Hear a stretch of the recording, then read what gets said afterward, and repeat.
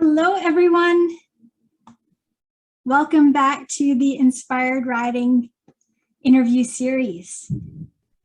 As you know, I'm Beth Lauren Parrish, and I'm so excited to interview today Ifa Simmonds. And I have lots of fun questions for him. And I hope you'll be able to watch live and comment with any questions or insights that come up, and I'll keep half an eye on that for you guys. So Ifa, thanks for being here. Do you want to introduce yourself a little bit? Absolutely. Hello, everyone. I am so honored and thrilled to be here with Beth and you all, especially in my first live interview, which is really, really cool. So we kind of get the best of both worlds here. But what I do is fitness and health and wellness for equestrians. So my goal is to bring, increase the athleticism of our industry and give us the structure and the capability to do so for the long term. So that takes place in a couple different ways, and Beth and I will get into that at some other point. But yes, my business is named Ifa Fit, has my name in it, and my program is Equestrian Fitness Academy. Fantastic. Oh, I'm so glad you're here. And this is such an important topic. So I'm going to start with like an icebreaker question, pretty fun. Right. If I were to hand you $10 million right now, what would be the first thing you'd want to do with it? In general or in anything? Anything.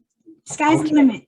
Universe is the limit. The first thing that I would do is reinvest in my business. It's new right now, and I'm continuously growing and expanding, and that's been excellent. But putting quite a bit of money into it would allow me to reach more people and allow me to help more people. And that's really why I got into this. So that would be, who knows how much money of the 10 million. It won't be 10 million, but all different types of things. What else I would like to do is I would like to have get a couple different properties so I can become bi-coastal. Nice. That would be great, so that I could, reach people on the West Coast physically, as well as on the East Coast, which I'm in New Jersey. And then maybe even something overseas, because I lived in Hawaii for 2 years. So I kind of like the idea of having some sort of tropical aspect. And yeah, just, taking care of family and setting structures up to make the industry better, as well as my family. So yeah, that's my first thing. Yeah. I love that. I just got chills. It's so awesome. Thank you. Yeah. Freedom. Yes. So important too. So very curious about how you got started in the horse world and what was your experience like? Got it. So you want the full story? You want the story how I got into fitness in the horse world? I think horses in general. Let's start from there. That'd be fun. All right. I'll try and make the story as short as possible. But my first experience was with a mechanical horse, or with a toy horse as a toddler. Oh, cute. Very young. His name was Qua Qua. It was my favorite thing ever. And I used to bounce and rock, and I enjoyed it. Absolutely enjoyed every single aspect of it. And from that moment, I really loved horses. I did not have the opportunity to ride horses and be close to horses based on proximity, living in a city, and didn't know where that might have took place. But my dad and I found a mounted riding program in a big city here in Newark, New Jersey. And that was fantastic, seeing a horse for the first time in maybe 3rd, 4th grade, somewhere around there. I could have been younger, but who remembers that far back? And so that was the first time I really saw a horse. And, it was really interesting to see horses being ridden on the street. And then they also had a riding ring that they used to practice and just, sort of make sure that their horsemanship was up to par for their daily tasks. So that was the first time I saw a horse in person. And then the first time I rode a horse was just outside of high school. I took a gym job, which is fitting for what I do now. Yeah. And immediately connected with a coworker who had her own barn and farm and trail riding hacking program. So she invited me to come out and ride, and I did, and fell in love with it, and have loved trail riding ever since. So that would be my main discipline. If anything else, I haven't done anything specific dressage, like, oh, no jumping at this point. I'm not saying I'm not against it, but I think I would love to work on more of my horsemanship and getting in the saddle more often first before getting into something like that. But just riding and being out in nature, nature is one of my huge passions. I grew up in a family that's big on that, and we just love the outdoors, and then horses. So hacking seems to be the best part and way for me to enjoy those two passions of mine. So that's my shorter story to the end of where we are now is I work in Flemington, West New Jersey area, and it's horses and farms and barns everywhere. We're in one of the many horse hubs here in New Jersey, and working at a small facility, riders would come in and say, hey, I need help, I need this, I need that, I had a fall, I had an injury, I need to recover, and can you help me? And I was like, I'm your guy. And ever since I got my first client, probably 7 or so years ago, I took it extremely serious, fell in love with it, and just wanted to kind of be around horses again, but they were in my domain. So now I'm in their domain. So I train out of barns. I go to people. So barn fitness, I guess you could call it. I don't think that's a common thing in the US yet. But I guess I'm making it so. Yes, and, please. Yeah. So it's been an honor and a great opportunity for me to be able to touch the horse and tell people to do lunges at the same time. Yeah. Yes. Definitely. And tell So the that was- horse, listen, we're making your rider as athletic as you, and this is really essential. It is. You know what's funny is I have a picture that I've been wanting to post for a while where I was timing a plank, and the horse wanted to literally time it with me. I was just leaning on the stall, and I swear to you, he comes out and he's looking, and then his mouth starts moving, and in that moment, I'm like, is that what I think it is? And she's like, I think Maverick is his name. I think Maverick wants to time it with you, actually. And so he stays there the whole time. And as soon as I press the stop button, he walks away. And when it starts for another plank, she starts up and he comes right back and watches it. So I have a picture of it, but not a video because I was so enthralled in the moment. But I have to post that one day. Hopefully soon, we'll see. But yeah, it just being in that environment really is everything for me. So that's where my passion and my love kind of really is just on full display. Definitely. I love that so much. It almost sounds like the horse was doing capitalism with you. It definitely was. Yeah, I was making sure that, hey, make sure you finish hips down. Thank you very much. Yeah, you do that to me, so why can't I do that to you, right? Exactly. I love that. Yes. Yeah, they're very tuned in. That's really cool. Yes, You have they that are. experience. Yes, they are.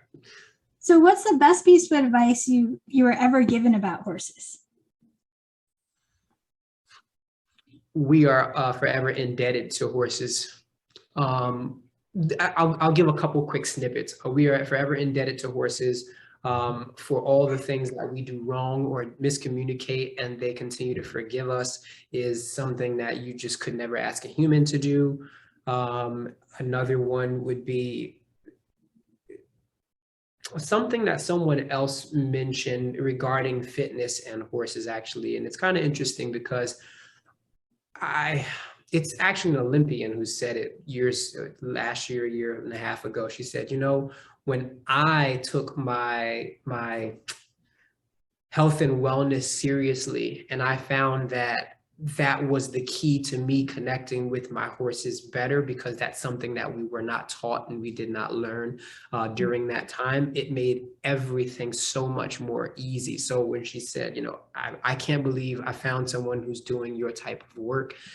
Thank you so much for doing it. It really, really meant a lot. So yeah, just kind of tying all of that in, like, we deserve it, they deserve it, but we must understand that we have a part in the relationship, and it really does stem from what we bring to the table each and every time we're in the saddle or even at the barn. That energy is permeable, if that's a word. Absolutely. Yeah, the better we feel in our bodies, Yes. the easier it will be for our horse to feel our energy field and know that we are, really bringing it and being authentic and ready to ride, and not just kind of messing about. So, and they deserve it from us, and then we deserve it to do it for ourselves. So Absolutely. yeah, Yep. I love that. Let's see. So what else did I want to ask you? What's something you wish you had known from the start of your horse journey? Equestrians take a long time to make change.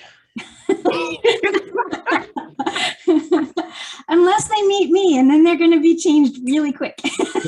This is very true. And, meeting you a few weeks ago, whatever, 2 weeks ago, whatever time frame it was, and when we had our talk, it was really, really, I would say life-changing in a way, because I haven't had a lot of different communication with a lot of different people, but just learning and meeting and finding out what you do and what you did and how you kind of got to where you are, and that beautiful, arc in the back of you. It was like, wow. I went home and, told my family, and so just like, man, I met someone who like gets the energy aspect of what they bring to the horse. It's like we were just like connected there, and they were like, man, yeah, that is nice to hear you talk about it from that perspective.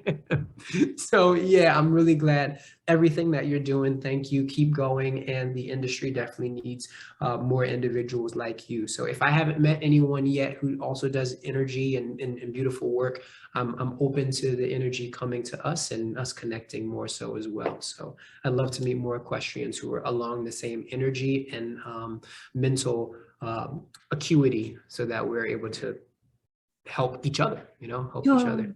Thank you so much for that. And the Inspired Riders group is very much all about that. So you're in really good company in that aspect. And I should mention, if you go to Ifa's website, he has a beautiful offer for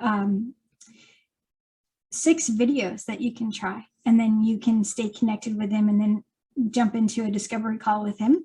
And that way he can show you all the things that you need for your body. So I just wanted to mention that. We'll of course share the links in the show notes later, but I just wanted to pop that in there now, just so you guys know that that is available. So it's very exciting. I've already taken a look at it this morning. I'm like, ooh, I've already done some of these exercises. I feel proud of myself. So. Yep. Staying consistent with those exercises will definitely help in the pillars that are often mentioned in my program. So yeah. Fantastic.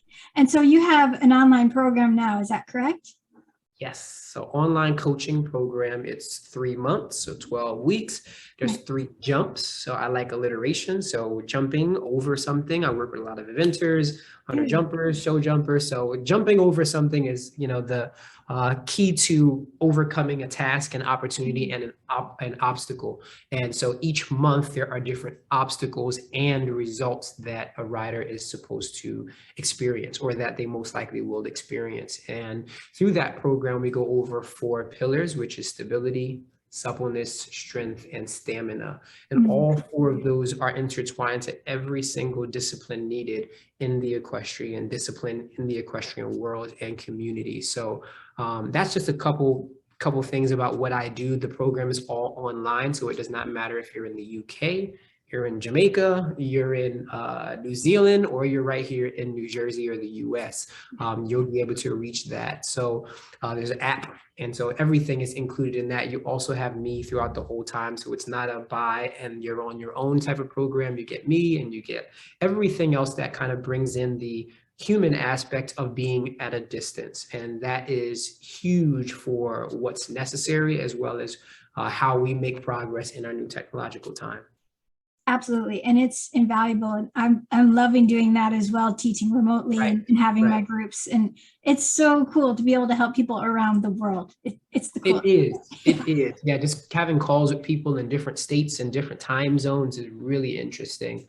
But yeah, so that's the love of what I do. And I always forget this part, but I love working with the rider and the coach in the program. So that really helps both of us to make that big leap. So the coach says, hey, this is what I see often. Here's some of her or his common cues that I'm mentioning, or they're missing A's or miscommunication here. What type of things can you do to improve that? And then next month we get on another call and say, okay, she did great here, he did great there, let's adjust this. And so we continue to move along in that process. And that's really where everyone is on the same page in a full circle manner. So for people like you, you'd be the trainer and the clients would say, hey, I'm going to join this. And I'd say, hey, Beth, so what type of things have you seen? How can I help them in this category after the things that I've seen physically? So everything in an assessment doesn't always translate to what the coach sees during the lesson. And I don't do riding instruction on horse. So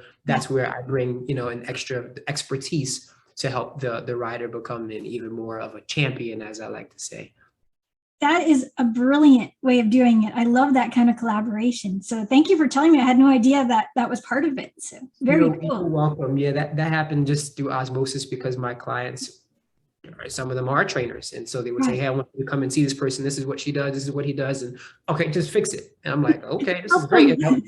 Right. I would often go back to them, who's my client, and say, hey, but this is, what do you see here? Or what do they do? And they say, oh, okay, this is what happens. And I can't seem to get them to do this. And all of those different things added. So I have to add this to the online aspect, but how? And so far the response has been excellent.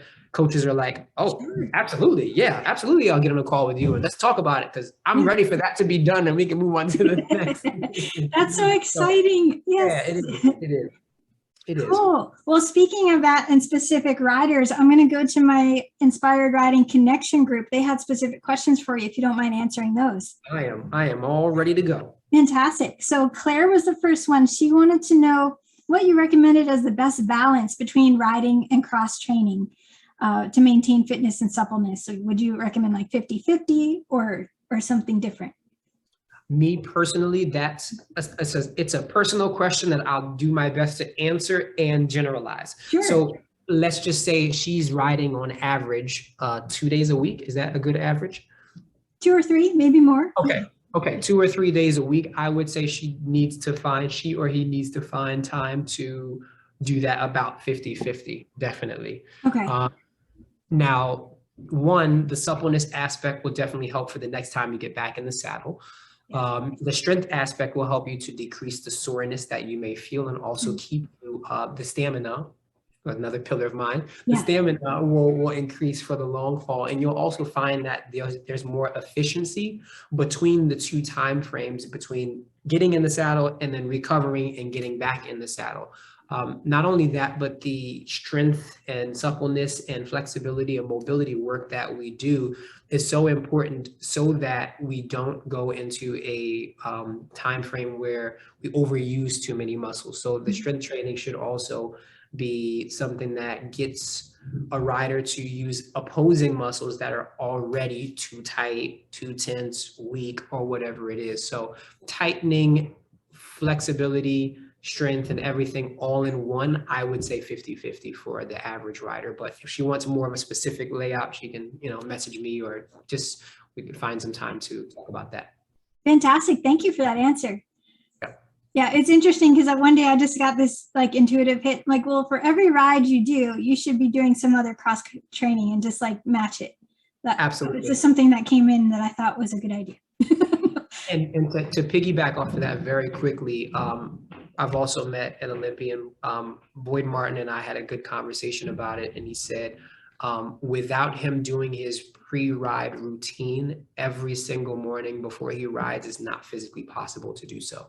So in order for an Olympian to get there, and obviously he's had a bunch of injuries, and I'm pretty sure all of us are familiar with a fall or whatever it is, but the idea of knowing that is unshakable on his list of things that need to be done for someone who rides a lot more than the average person. Sure.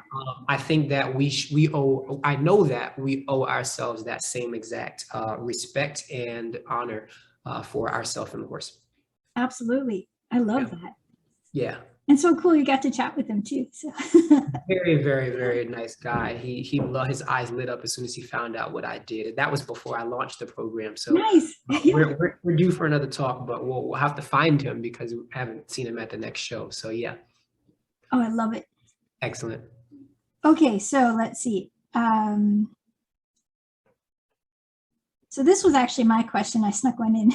What are your top 3 exercises to encourage equestrians to do when they're in a time crunch? Excellent job. So if I can, I'll show you now. Is that all right? Yes, please do it. So I will. This is awesome. So here's my belief. I believe that an exercise is a stretch and a stretch is an exercise. The only difference is intensity. Okay. So your same warm up can be a great exercise for you. And so, and vice versa. If you slow it down, it'll become a stretch in certain areas. So I'll give you a couple different exercises here. You said 3, right? Yes, please. Okay, so 3. Let's just start with 1, which would be here, right? So if we're going down, we'll reach down towards the floor and work up and then we'll come up to the other side and do the same thing here. What that'll work on is the inner thigh, the obliques, and the waist, as well as range of motion of the mid and upper back. So that's excellent. And before you do that, if we were going to make that an exercise, you would go a little faster, coming up and going down. So range of motion and ability, if you cannot reach down to your feet, that's fine. You can go to your knee, go to your shin, or whatever works for you. But this will also strengthen the shoulders and the upper body and your back for that perfect riding position. Second exercise, I would keep the legs here and sit down for a side lunge, going side to side. And this is going to help lengthen the inner thighs as well as strengthen it, strengthen the seat and the hip muscles here, pelvic floor, and also work on hip shifting, which we also know that is extremely important in the connection and communication with the horse. So just sitting back to each side, just like this, something that you can also do before you ride. And then I would add one more. I'm just going off the top of my head here because this is what I do for a living. So there's always going to be something slightly different, is a knee hug. This is going to get the hip flexors warmed up a little differently than the first two exercises. It'll also help to get the heart rate up and stretch the hamstring. So this is really simple and easy to do. A squat is a perfect one, sitting back and standing up. Everyone's squat's going to look slightly different. So that's a little bonus if you want one for four. That's fantastic. Oh my gosh, thank you. I'm like, I want to go do it now. Yeah. And so you can do that anywhere. So I chose to not get on the floor so that if riders want to do something, when riders did something before they warmed up, before they got on the saddle, that's something easy so that you don't have to get down and come back up because everyone wears different type of clothing. So yeah. Such a good point. Oh my gosh, thank you for that. That was so fun to see. There you go, live. There you go, people. Very exciting. Oh my gosh. All right, so now Carrie wanted to know, do you have any post-ride ideas for what she calls us vintage riders? You know, ones who are a little bit older, have had some injuries, especially like working on, you know, helping our hips when we're riding the wider horses, things like that. But that's what she was talking about. So if you have thoughts on that. So same thing, right? So we'll go back to the same exact idea of, I'll prove exactly what I mean by a stretch is an exercise and exercise is a stretch. If you've had a shoulder injury and your arm cannot reach up this high, lower it and reach down. You could put one hand on the hip and go from side to side. Either way, we're still working on the midsection, our core and our hips. That goes into the second thing before. So if you have a hip issue and there's a little less range of motion, do what's capable, shorten and lower the range of motion. Same thing for our side lunge from side to side. If your depth is not going to look like mine, that's okay. Shorten it. But either way, lengthening the inner thigh is extremely important, especially after stabilizing through the lower legs and the hips. So side to side again, another really, really good one. And then I think everyone's able to do this one, but if there's a balance component that doesn't want to connect, I don't have, it's closer than I thought today. We have a pole where you can grab a hold of the stall, something that allows you to just hug and repeat. Nice. So if you are capable of going for a quad stretch, another really good one, sometimes it's done in the saddle as well, but a good post ride is just to keep everything moving. Yes. Range of motion of the knees, range of motion of the hips, range of motion of the spine are extremely important to make sure that we don't lose them over the years for our vintage riders. I love it. That was her word. I thought that was brilliant. I just wanted to make sure I ended with her word. So cool. Let's see. So Jana wanted to know more about strength and balance, especially in motion on the horse, if you have ideas on that. Wanted to know more about strength and balance on the horse, or exercises that will benefit you on the horse. Exactly. Sorry, yeah. Exercise that'll strengthen and help to balance. Yeah, so I love, once again, I'll bring this just in case. I'll show a one leg balance exercise. It's excellent. So I'll show you that from the side with our knees both bent, very soft in the bottom or in the stabilizing leg. I want you to look forward here and keep your back as flat as possible. This is going to strengthen the hips one leg at a time, which is extremely important for our cross-body aids and also the ability to stay in the same spot or similar spots, knowing where you are. So those two words we use often is proprioception, everyone talks about, but we also forget to talk about kinesthesia. So proprioception is knowing where you are in space. Kinesthesia is knowing where literally knowing where your body is and how to connect with it. So you need one and the other to fully get the whole picture. So that exercise will help to strengthen and stabilize the important muscles, which is the ankle, the knee, the hip, and also the core musculature, which is connected to the knee going all the way up. So that's a great balance exercise. I don't have my pods, my balance pods in here, but practicing balance is another really good one. I don't have my shoes on, but standing on here, and everything's black, of course, standing on here and lowering the heels. Can you see my heels or should I back up? I can see them. Yeah. Very good. Standing here and lowering the heels is an exercise that is perfect for balance. So this one you can do on the mounting block, you can do it on a step like I am or on the stairs. And then when you want to add to that balance, you'll lift the heels up and then come back and whoa. Woo-hoo, yeah. I thought about looking over at you, maybe I shouldn't. So up and down and up and down. So most people say, I don't think I can do that. Here's how you do that. You stabilize the core by the midsection. When we stabilize, you're bracing just enough as if someone was to come behind you and give you a surprise hug, right? So you don't need to suck it in order to stabilize. That happens differently. So when you do that, your balance will automatically improve. So lifting up and coming back down. Most importantly is really getting that stretch through the lower leg and the heel, that heels down thing we talk about all the time. Oftentimes rider flexibility is limited in the lower leg from the calf all the way up to the hamstring. So making sure that that's stretched often is going to really help in the long run. I love Did that. I answer that question there? So balance, and there was another one that I missed. Oh yeah, it was just about strength and balance. So we've already covered that, I think. There you go. Yep. We're on it. And then the last question was from Melody, and she wanted specific help for ideas to help with mounting and dismounting, especially since she's broken her pelvis twice. And she finds that she's having some trouble with her hip flexors and glutes are either switched on all the time or off with the fairies. So she's got a great way of putting things. So. The group has a great way of putting things. Absolutely. Thank you. But let's go back to the same thing, right? So let's just keep, we're hammering away at the same point here, which is, this is an excellent one for you. This is going to let the hips, it's going to stretch out the hamstring. It's also going to get a little bit of stretch through the inner thigh. Now, how we take that dynamic is we hold on to something at the barn, at home, a broomstick, a pole, a pipe, anything, and you'll go open and close. So that is a tough range of motion at the same height for her, but what she can do is start here, go in and out, as well as in due time, she'll start to go into alternating. So one direction goes open, one direction goes closed, and repeat. This will help to get the hip up and over so that when it's time to get in the saddle, I'll show you this way. That's brilliant. I love it.